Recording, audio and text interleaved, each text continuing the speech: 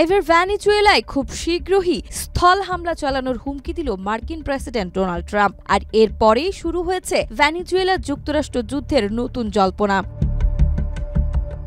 ভেনেজুয়েলার মাদক চোরাচালান নেটওয়ার্ককে টার্গেট করে খুব শীঘ্রই এই স্থল হামলা চালানো হবে। ২৭ নভেম্বর সামরিক বাহিনীর একটি অনুষ্ঠানে দাঁড়িয়ে ট্রাম্প ঘোষণা দেন, যুদ্ধপথে তাদের পথ প্রায় বন্ধ করে দেওয়া গেছে, এখন আমরা স্থলেই তাদের ধরে ফেলব, খুব শীঘ্রই অভিযান শুরু হবে।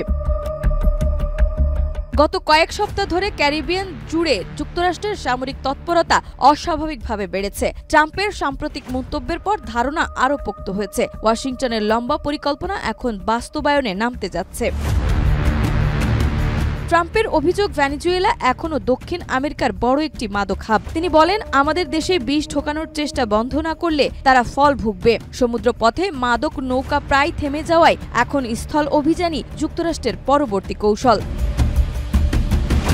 ইতিমধ্যে ভেনেজুয়েলার প্রেসিডেন্ট নিকোলাস মাদুরো ও তার কয়েকজন ঘনিষ্ঠ সহযোগীকে বিদেশি সন্ত্রাসী সংগঠনের সদস্য হিসেবে ঘোষণাও করেছে যুক্তরাষ্ট্র। এর ফলে তাদের উপর নতুন নিষেধাজ্ঞা আর আর্থিক সম্পদ জব্দের পথ আরও মসৃণ হয়েছে। তবে সামরিক আক্রমণে মাদুরো নিজে সরাসরি টার্গেট হবে কিনা সেটি পরিষ্কার নয়। মাদক বিরোধী অভিযানের নামে যুক্তরাষ্ট্র এ পর্যন্ত নৌকা ও জাহাজে অন্তত ৮০ জনকে হত্যা করেছে বলে আন্তর্জাতিক মানবাধিকার সংগঠনগুলো অভিযোগ তুলেছে। এদিকে অপারেশন সাউদার্ন স্পিয়ার নামে ক্যারিবিয়ান অঞ্চলে ইতিমধ্যে কয়েক ডজন যুদ্ধজাহাজ ও প্রায় ১৫,০০০ সেনা মোতায়েন করেছে যুক্তরাষ্ট্র, যেন অন্ধকার সমুদ্রে বিশাল লোহার পাখি ভিড় জমাচ্ছে।